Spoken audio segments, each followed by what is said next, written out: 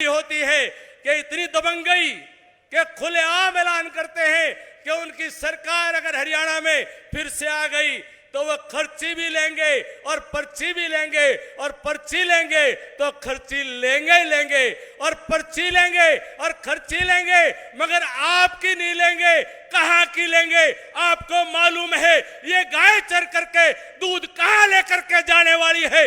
4 जून के परिणाम के बाद वापिस कलायत की टिकट मांगता नजर आवे, हिसार की तरफ मुंह देख करके भी ना सोवे। ये चरण के अंदर उसके बाद 7वां चरण हमारा 1 जून को और 4 जून को चुनाव का परिणाम आएगा और उसके बाद देश की संसद में एक तरफ देश के लोकप्रिय प्रधानमंत्री, दुनिया के सर्वाधिक जनप्रिय प्रधानमंत्री या जन नेता जिनको कह सकते हैं नरेंद्र भाई मोदी जी, भारत की जनता की तरफ से चुने हुए प्रतिनिधियों का अपने पक्ष में बहुमत साबित करने के लिए खड़े होंगे।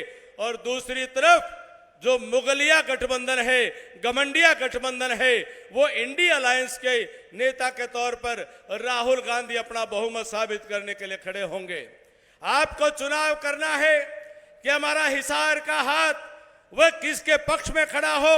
हमारा हिसार का हाथ सांसद, उनका हाथ वो नरेंद्र मोदी जी के पक्ष में खड़ा हो या देश के दुश्मनों के साथ खड़ा हो। एक तरफ इस देश के अंदर गमंडिया गठबंधन, ये मुगलिया गठबंधन एक तरफ देश में वोट मांगने की हिमाकत कर रहा है।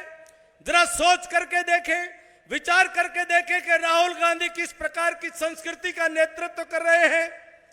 राहुल गांधी जी का घोषणा पत्र क्या कहता है, उनका इतिहास क्या कहता है, उनका अतीत क्या कहता है। राहुल गांधी जी के घोषणा पत्र के अंदर लिखा है कि उनकी सरकार अगर देश में आती है, अगर किसी प्रकार से यह मुगलिया गठबंधन देश में आता है, तो वो कहते हैं कि 70 साल की आजादी के बाद जो जम्मू कश्मीर के 370 अनुच्छेद और 35A को समाप्त करने का काम आपने किया है, वो कहते हैं फिर से उसको 370 को बहाल करके हमारे सैनिकों के ऊपर जुल्म ढाने का फिर से वो काम की शुरुआत करेंगे।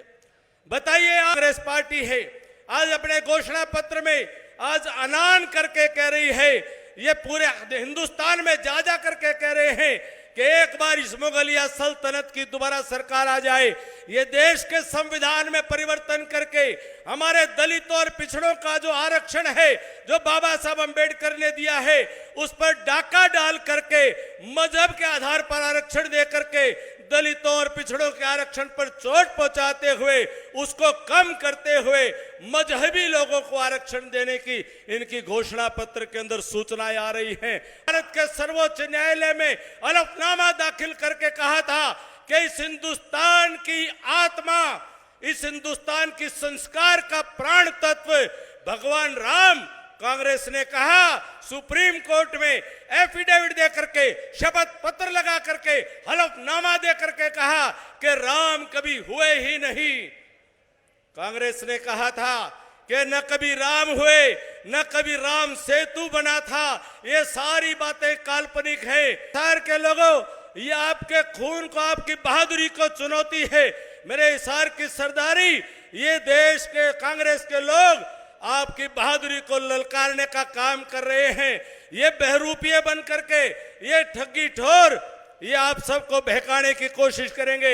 मेरी आप सबसे होती है कि इतनी दबंगई के खुलेआम ऐलान करते हैं कि उनकी सरकार अगर हरियाणा में फिर से आ गई तो वह खर्ची भी लेंगे और पर्ची भी लेंगे और पर्ची लेंगे तो खर्ची लेंगे ही लेंगे और पर्ची लेंगे और खर्ची लेंगे, मगर आपकी नहीं लेंगे। कहां की लेंगे? आपको मालूम है ये गाय चर करके दूध कहां लेकर के जाने वाली है।